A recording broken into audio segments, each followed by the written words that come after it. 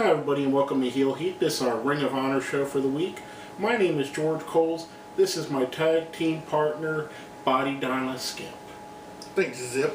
Gary Rhodes, everybody. And this week we're going to start off, they had a newer tag team to Ring of Honor. The Flatliners came out and they were fighting against Rhino and Steve Corino representing Scum. Thought this was an excellent tag team match. The Flatliners use a lot of double team maneuvers with a lot of power to them. Exactly. They said during the match that they had been in Ring of Honor. Now, I don't remember, and that doesn't necessarily mean that they haven't been. I haven't seen every single show that Ring of Honor's done. I thought they were an interesting tag team. They had a good look to them. They wrestled well together. Their combination moves were really, really good at times. It kind of reminded me of an old, like the Powers of Pain used to wrestle together. I was thinking of like Furnace and LaFon, because they had a lot more technical ability than the Powers of Pain. And that's what I like about them. But Rhino and Corino came up on top, and I like the tag of them. I like the team of Rhino and Corino for represent Scum. Yep, they're a good team, and they're really two excellent wrestlers. And Rhino, he's a guy that's been a world champion, and so has Corino. And they make good team together. They've teamed together before in ECW. They've teamed here, so I mean they got natural chemistry with each other. And you know what? This is the first time they've tagged together in a while. I think so, yeah. Because I mean, like you said, they didn't seem like they were rusty together at all. I mean, they really meshed great together. Now, coming off of that, we had an in-ring segment with Nigel McGuinness calling out Matt Hardy since Matt Hardy stole the World Television title, and basically telling him he needs to give it back or face consequences. Basically, they do their little thing. It ends up with Hardy is going to fight Adam Cole in 2 weeks on the show. And next week, Hardy's going to be in a four-corner survival match, and if he wins that, the match against Adam Cole is a TV title match. I don't know about you, but I'm really kind of tired of Matt Hardy. I don't know, he's just not really freshened up. To me, he's an unnecessary addition to the show. He doesn't add. I mean, for all the star power he somewhat adds, he doesn't add anything else to the show. He can't go like he used to be able to 10 years ago, even 5 years ago. He's packed on extra weight. He seems to be, let me hit my 5 spots and that's it, doing the 6-hit combo of Queer. And the thing is, he's hitting them sloppier and shit. Yes. You know, and that's the thing. He's a guy that's just around to collect a paycheck. Exactly. You know, and I don't really give his brother a lot of credit, but I see a lot more passion in his brother for wrestling than in his. And it used to be the opposite, you know? Exactly. It's always been that Matt was a better technical wrestler and Jeff was more of the high-flying spot monkey. But Matt, to me, it honestly looks like a guy that's just there to collect his check. And they've been there as long as I've watched wrestling.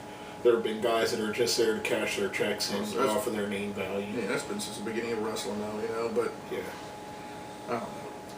Coming off of that, we had what was set to be an interesting matchup, Vinny Marseglia versus Grizzly Redwood. A match that I thought Grizzly actually might have had a chance winning. Mm-hmm. But Kevin Steen comes out before the match could start, tells Vinny Marseglia to leave the ring. He says no. Kevin Steen hits him with the package pile driver. That says, Grizzly, I'm going to give you an opportunity to wrestle for the World Championship. Give you an opportunity of a lifetime. And I thought it was a solid match. I did like it.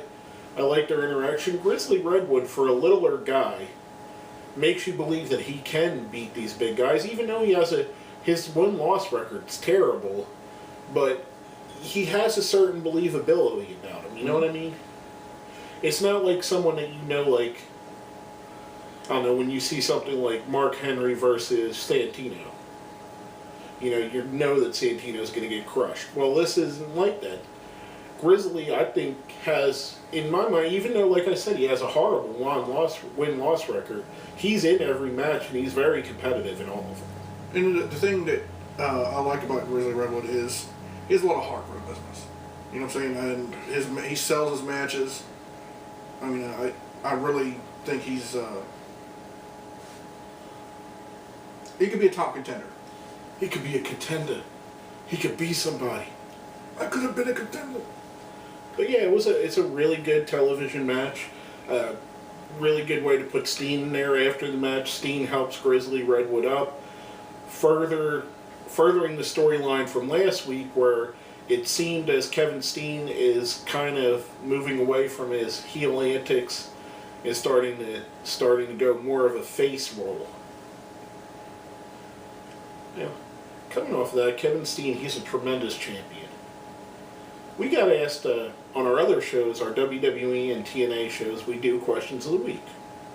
We haven't had them on Ring of Honor just because it's a smaller show with very little actual content on their TV show. But one of our friends asked us to do it, so we're going to add it on from here going out. Now, the question of the week for this week is, who has been your favorite Ring of Honor World Champion? Is it Punk? Is it Danielson? Is it Nigel? Is it Joe? It could be anybody. Could it be Tyler Black? Anyone you want. You let us know what you think. Hit us up on our Facebook. Put it on our Twitter. Put it down where? Down there. Right down in our comments. And that's why we kept it off this show. Could we just have one show where I don't have to pay into his stupid gimmick? Go say it's awesome. No, it's not. Whatever. It's about as awesome as Mrs. Face Turn. Ooh, come on, really, dude? Really? That's terrible. Terrible. Terrible. We can go to the main event of the evening now. The world's greatest tag team versus the Briscoes. But there's a stipulation. If the world's greatest tag team loses, they have to split up as a team in Ring of Honor. And if the Briscoes lose, they lose their World Tag Team Championship. Sounds fair to me. Sounds good. This is a rivalry that's been going back and forth for the better part of 2 years in Ring of Honor. Each team has pretty much about the same wins off each other. They always put tremendous matches against each other. I mean, these guys are 4 excellent tag team wrestlers, and they're 4 excellent wrestlers, period. But the Briscoes are almost made to be a tag team, and the world's greatest tag team, I think their best work is as a team. And I liked it. I liked how the match played out. I liked the spots they hit. The ending even made sense to me because it's long been rumored that Shelton Benjamin is leaving Ring of Honor. And to end the match, Charlie Haas actually attacks Benjamin and hits him with the Olympic Slam / Angle Slam, whatever you want to call it. And lets him lose to Mark Briscoe with the Froggy Bow. That Froggy Bow was crisp, too. I mean, it was right on point. Yeah. To me, this was the match of the night. I mean, this was an awesome match. It had everything that a match needs. Exactly. And it had storyline in it. It had athleticism. It had momentum changes going back and forth between the two teams. I mean, if there's one thing I gotta say about Ring of Honor, and we say it over and over again, they do tag team wrestling correct. No other company in North America has as good of a tag team division as Ring of Honor. It's true. It's damn true. It's real. It's damn real. Damn right. Damn right. I was waiting for that. I really enjoyed the match, though. I thought, like you said, the finisher was awesome, though. Yeah. It was a great match, a nice wrinkle to the rivalry, a good way to end it off. The Briscoes sold it, looked confused at what was going on, which is what you want to do at something like that. I mean, I thought altogether it was a nice story that was told, and it was a nice, like I said, nice feud ender, nice way to write Shelton off the TV, nice way to put Charlie Haas over as a single star. I totally agree with you on that. But now, overall for the show, out of 5 stars, what would you give it? You know what? I'm going to be very generous with this show because I was really satisfied with it. I'm giving it 5. And I usually don't give nothing 5 out of 5, but it just had so much to it. There you go. I'm actually going to be a little bit harsher than you are. I'm going to give it a 3.5. Not that it was anything bad with the show, don't get me wrong.